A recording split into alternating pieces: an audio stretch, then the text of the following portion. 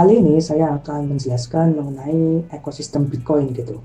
Saya akan menggunakan sebuah analogi agar ya menurut saya sendiri ini lebih gampang bisa dipahami gitu kalau kita menggunakan sebuah penganalogian simpel. Di sini kita bisa menganalogikan ekosistem Bitcoin itu seperti sebuah dermaga.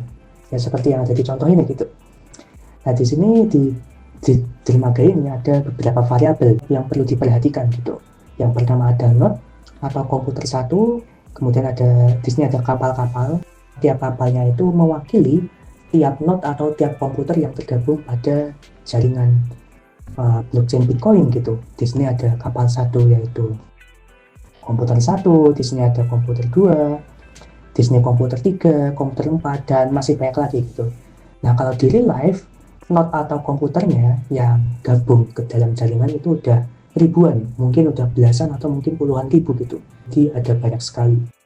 Kemudian di sini ada juga penyimpanan sementara barang-barang atau kontainer-kontainer yang mau dikirim gitu lewat kapal, terus nantinya akan berlayar. Nah, di sini ada banyak-banyak tempat, banyak-banyak penyimpanan sementara ya buat barang-barang ini. Ini disebut dengan memory pool. Namanya itu memory pool gitu, atau biasa disebut dengan mempool. Di sini mempool atau memory pool memiliki beberapa syarat. Yang pertama syaratnya yaitu tempatnya terbatas. Di sini ya seperti yang diperlihatkan di analogi ya, tetap ada batasnya gitu. Kemudian yang kedua, miner atau para pekerja ini di sini, para pekerja kapal yang ngangkutin kontainer-kontainer ini ke kapal, ini dia bisa memilih mana yang diproses duluan gitu.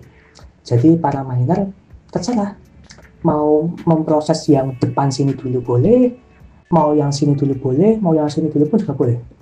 Jadi di memory pool ini bukan siapa yang paling cepat yang diproses duluan, tapi ya sesuai kehendak miner gitu.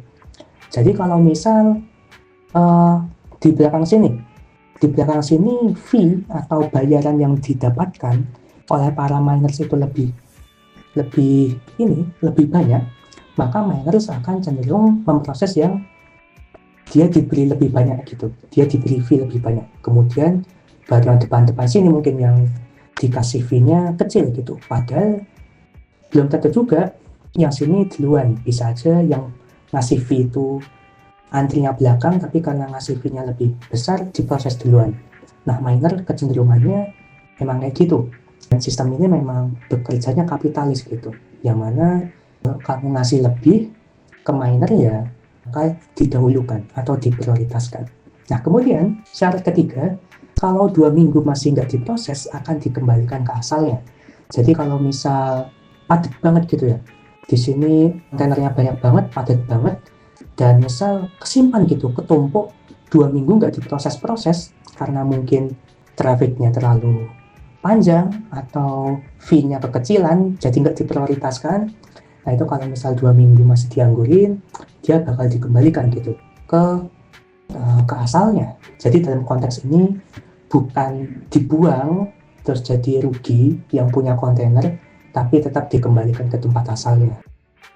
Nah, kemudian selayaknya ekosistem yang baik atau dermaga yang baik, perlu adanya admin atau sosok yang menjaga atau yang mengawasi sistem ini agar berjalan dengan baik. Di ekosistem ini pun juga ada adminnya gitu, yaitu jaringan itu sendiri, bukan seorang personal tapi melainkan suatu algoritma atau sistem.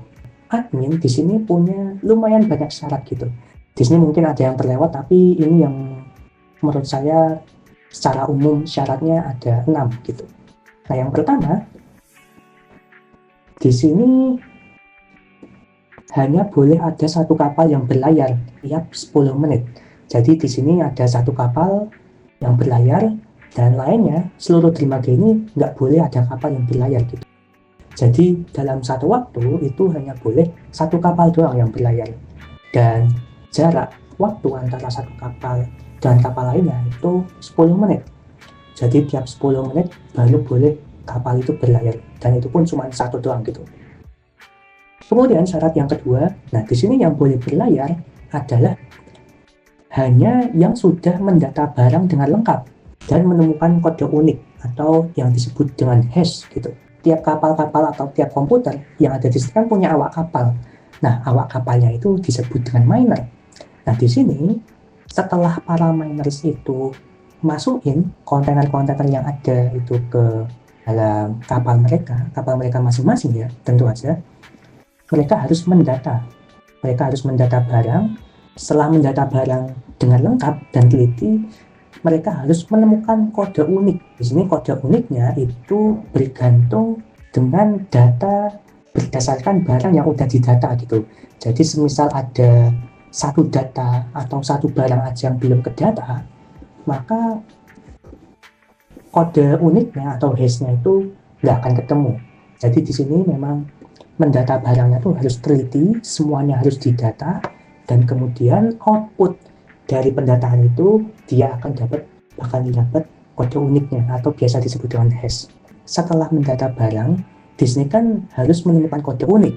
Nah, di sini untuk menemukan kode unik sebenarnya tidak segampang yang dipikirkan gitu. Ada tingkat kesulitannya. Dan di sini sistem bisa mengatur tingkat kesulitan untuk menemukan kode unik. Ini dilakukan agar satu kapal itu memang didesain tiap 10 menit gitu. Jadi kalau misal komputer atau tiap kapal ini kecepatan ya untuk menemukan kode uniknya, misal menemukan kode uniknya 5 menit udah ketemu gitu. Nah, ini syarat pertama valid gitu, karena seharusnya tiap 10 menit baru ketemu. Nah, di sini makanya sistem bisa mengatur tingkat kesulitannya. Jadi kalau misal para miners atau para kapal atau node ini menemukan kode unik lebih cepat dari 10 menit, maka tingkat kesulitannya akan ditingkatkan gitu. Begitupun sebaliknya, kalau misal secara rata-rata atau secara rasio, ini kan diperbarui tiap 2 minggu sekali ya. Misal secara rasio di 2 minggu itu rata-rata penyelesaian untuk menemukan kode unik itu lebih dari 10 menit, maka minggu ketiga tingkat kesulitannya akan disesuaikan, akan diturunkan gitu, agar pas 10 menit. Walaupun secara historis nggak pernah pas gitu, mungkin 9 menit 50 detik atau mungkin 10 menit 11 detik gitu, biasanya lewat dikit atau enggak kurang dikit. Kemudian syarat yang keempat adalah tidak boleh curang. Di sini para miners atau node atau orang-orang yang punya kapal ini sebenarnya ya silahkan aja gitu curang, tapi kalau misal mereka curang, mereka akan melawan admin dan juga seluruh komputer yang ada atau seluruh kapal yang ada gitu. Jadi di sini perlu diketahui bahwa komputer-komputer yang ada atau kapal-kapal yang ada di sini, ada kapal 1, kapal 2, kapal 3, kapal 4, ini mereka saling mencari kesalahan satu sama lain. Karena secara ekosistem mereka ini saling mengawasi dan saling berkompetisi gitu. Jadi mereka emang tanda kutip mencari kesalahan. Jadi di sini kalau misal salah satu dari mereka ingin curang, ya silahkan aja gitu. Tapi lawan mereka adalah seluruh sistem yang ada di sini. Nah, seluruh sistem yang mengawasi ini yang disebut dengan konsensus. Kemudian syarat kelima itu pemenang ambil semuanya.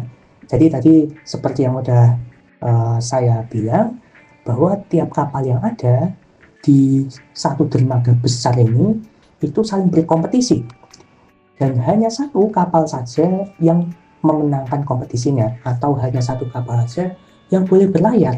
Jadi kapal yang menang itu kapal yang boleh berlayar. Pemenang itu mengambil semua keuntungannya.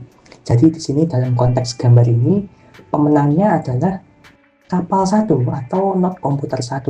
Nah, di sini komputer 1 akan dapat imbalan berupa Bitcoin dan juga seluruh keuntungan dari pengantaran kontainer-kontainer yang ada di atasnya gitu. Jadi di sini perlu diketahui tadi ya, tiap kontainer yang ada itu kita bisa dapat fee kalau misal memproses. Nah, jadi kalau misal komputer 1 yang menang, ya yang dapat reward berupa Bitcoin dan juga reward fee dari memproses kontainer pada giliran itu, pada putaran itu ya diambil oleh komputer 1. Sedangkan komputer 2 atau kapal 2 atau kapal 3 dan lain sebagainya, mereka yang kalah masuk ke syarat nomor 6, pihak yang kalah atau miner yang kalah harus merombak semua kontainer yang ada. Jadi misal ini kan udah ada kontainer-kontainernya. Nah, saat dia kalah, ini semua kontainer yang ada ini harus dikembalikan gitu, karena barang-barang ini atau kontainer-kontainer yang ada di atas kapal-kapal mereka ini semuanya udah diwakili atau udah diantar oleh komputer yang menang gitu. Jadi mereka yang kalah-kalah ini cuma dapat capeknya aja, dari masukin kontainer ini ke kapal dan nggak dapat reward, nggak dapat hadiah apapun. Jadi cuma dapat capeknya. Dan kalau misal mereka mau ikut kompetisi lagi, mereka harus mulai nyusun dari awal gitu. Nah, di sini bisa kita lihat memang ekosistem yang ada di sini sangat keras, bisa dibilang. Mulai dari sangat kapitalis, dari sistem mempoolnya, kemudian dari para minersnya. Dari sini ini pun sangat kompetitif gitu. Tiap 10 menit hanya satu yang jadi pemenang, dan pemenang itu mengambil semuanya, dan yang kalah itu benar-benar tidak mendapatkan apapun gitu. Hanya dapat capeknya dan hanya nguras-nguras energi dan waktu aja. Jadi begitulah ekosistem Bitcoin ini bisa bekerja.